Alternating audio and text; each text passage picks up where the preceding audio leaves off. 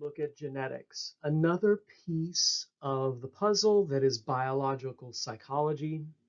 We've examined the brain, the nervous system, individual neurons, the endocrine system, and now the system that writes the code for all of that, genetics. Now, I'm not going to do in this short lecture the whole of genetics itself. I'll leave that for your biology teacher. Instead, I want to take a look at the ways in which we understand the psychology piece of genetics, since psychology is about human behaviors and not just genetic things like whether or not you have Tay-Sachs or you're a carrier for a particular kind of trait.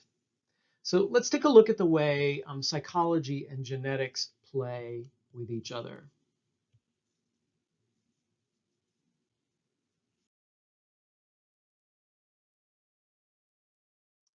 So the building blocks of all of this would be DNA and chromosomes. If you've had biology, you've learned that 23 pairs of these chromosomes make up the human genome. Here they are, the lovely 23. Each one of those chromosomes is composed of molecules of DNA, which have sequences of chemicals, and those sequences instruct codes for building of human life, essentially.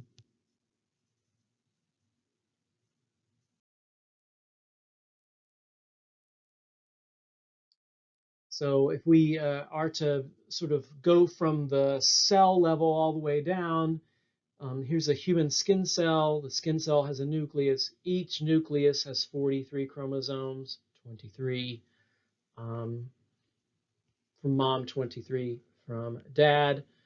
The chromosomes carry instructions for how to build and make the body's enzymes and parts, all of the things that make us who we are.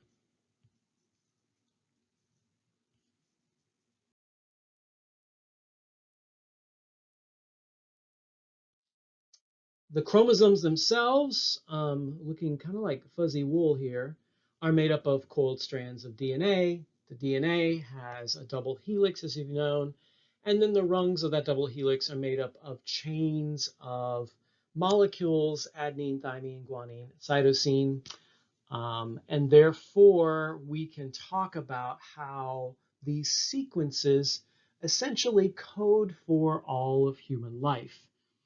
That much you may have learned in biology.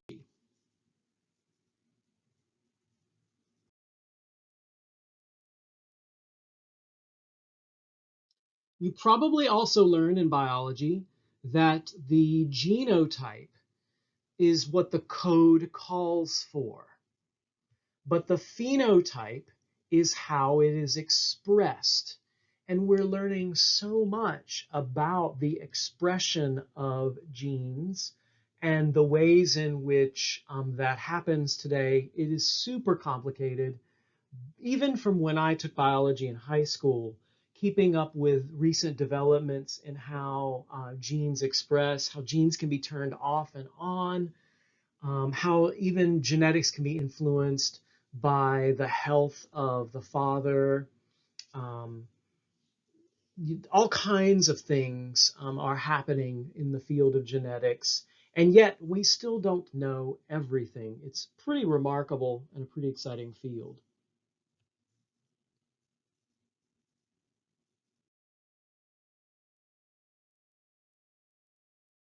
So how does this all play into psychology? Well, you can think about genes controlling eye color, or whether or not you are carrier for sickle cell anemia. But what about behaviors like thinking and acting and emotions? Are those coded as well? Well, we can study behaviors and the extent to which genes code those. And this is known as behavioral genetics. It's the science of trying to understand how genes code for certain behaviors. in humans, but also we can study with other animals as well. Because very often doing gene studies on humans would be unethical to do the things we want to do. So using mice or fruit flies can kind of stand in to help us understand some of these processes.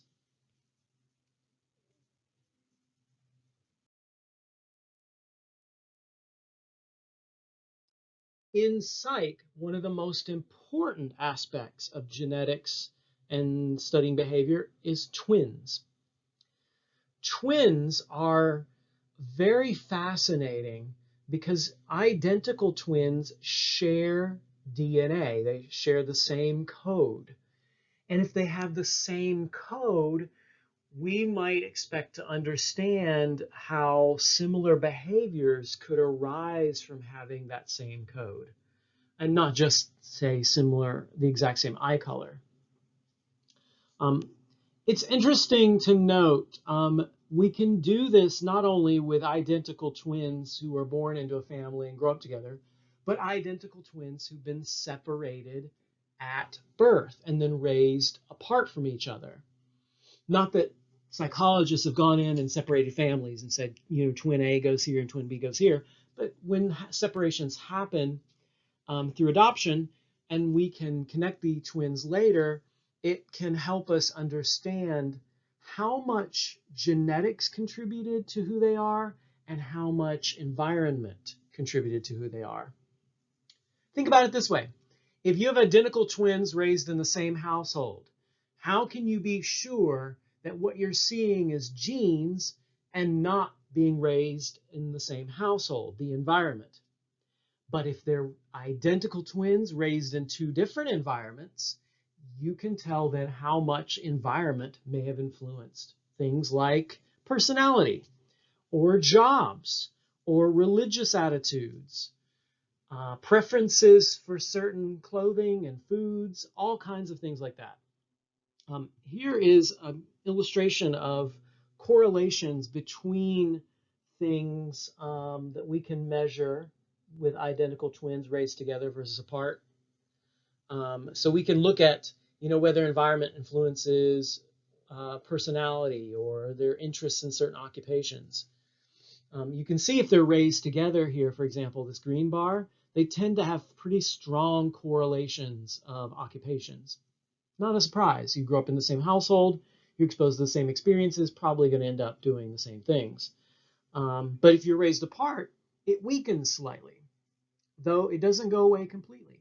So genes must contribute somewhat to that story. So what we'd like to say is that identical twins share the same DNA, so the traits that they have inherited can be studied, whether that's in the same environment they grew up in or whether they were raised apart. And we can figure out how much a trait is inherited versus how much the environment contributes to the trait.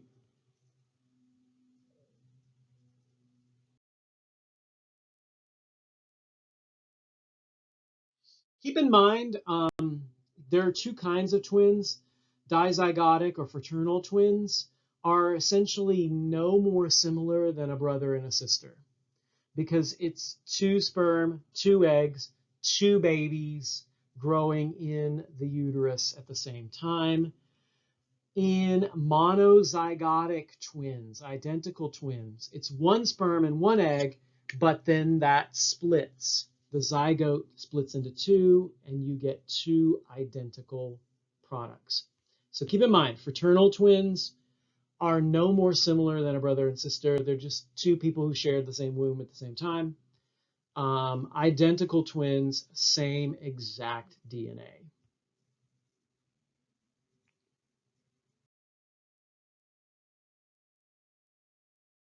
Studying these traits is known as heritability, the extent to which you can inherit something like reading disability, or personality, or schizophrenia, or depression, or autism, or hyperactivity. And this is a chart showing the heritability of some of these traits. For example, autism is highly heritable. So it is very likely to have an underlying genetic cause. Hyperactivity is pretty heritable. Personality, not so much. You can see here personality is lower. So personality, yeah, you might inherit some, but it appears that environment is a major player in what kind of person you become. So heritability is just the extent to which a trait results from genes. And biologists and psychologists would like for me to say this is traits in a group. I'm going to say that again, traits in a group.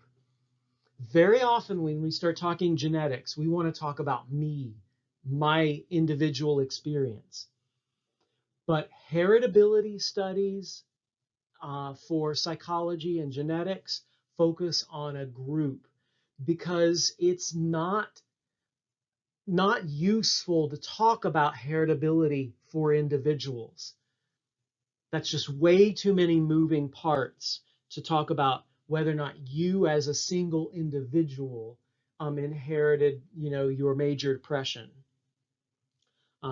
That would require all kinds of detailed knowledge of you, detailed knowledge of your family. Instead, we look at the trait within a whole group of people because we can get a lot of data that way, and we can see the extent to which this trait itself is heritable. So keep in mind, heritability applies to groups. We need not talk about heritability as like, well, I inherited my mama's reading disability. Maybe you did, maybe you didn't. It's better to talk about it in a group setting rather than individual.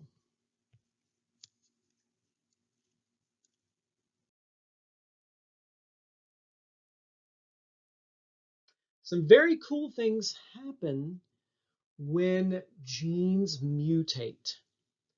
And we're often kind of led to believe that mutation is a negative thing. Oh, that's a scary thing. Bad, bad, mutation, mutated, monster. But a mutation really is just a change, and the environment determines whether that change is favorable or unfavorable. This is one of the cornerstones in studying genetics. If a trait is favored, it is then naturally selected to be passed on.